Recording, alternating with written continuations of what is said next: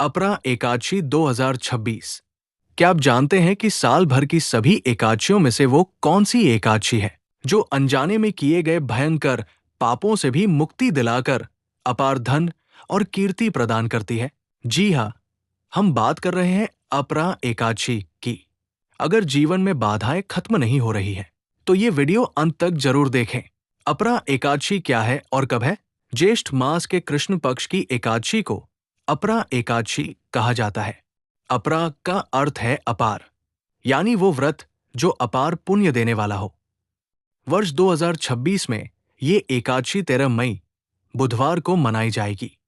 एकादशी व्रत 13 मई 2026 को पालन किया जाएगा। अपरा एकादशी का महत्व।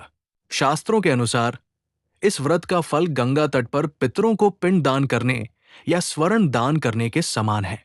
ये व्रत न केवल ब्रह्मा हत्या जैसे पापों से मुक्ति दिलाता है, बल्कि व्यक्ति को प्रेत योनि में जाने से भी बचाता है। जो फल सूर्य ग्रहण के समय कुरुक्षेत्र में स्नान करने से मिलता है, वही फल मात्र श्रद्धा से अपरा एकादशी का व्रत रखने से प्राप्त होता है। व्रत की कथा। पौराणिक कथा के अनुसार महिध्वज नाम के एक धर्मात्मा राजा थे, लेकिन उनका छोटा भाई वज्रध्वज बहुत क्रूर था। वज्रध्वज ने अपने बड़े भाई की हत्या कर उनके शव को पीपल के नीचे गाड़ दिया।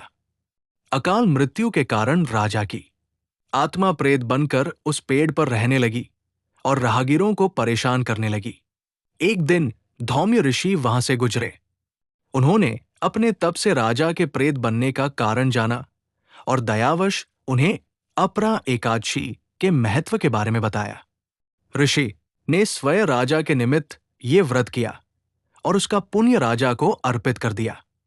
व्रत के प्रभाव से राजा प्रेत योनि से मुक्त होकर दिव्य देह धारण कर स्वर्ग लोक चले गए। पूजा विधि और नियम। 1. संकल्प सुबह जल्दी उठकर स्नान करें और भगवान विष्णु के त्रिविक्रम स्वरूप की पूजा का संकल्प लें। 2. पूजा पीले वस्त्र धारण करें। भगवान को पीले फूल, अक्षत, धूप, दीप और विशेष रूप से तुलसी दल अर्पित करें। 3. भोग भगवान को सात्विक भोग लगाएं। याद रहे एकादशी के दिन चावल का प्रयोग वर्जित है। 4. रात्रि जागरण। इस दिन रात्रि में जागरण और कीर्तन का विशेष महत्व है। निष्कर्ष तो इस 13 मई को पूरी श्रद्धा के साथ अपरा एकादशी का व्रत रखें और अपने कष्टों से मुक्ति पाएं।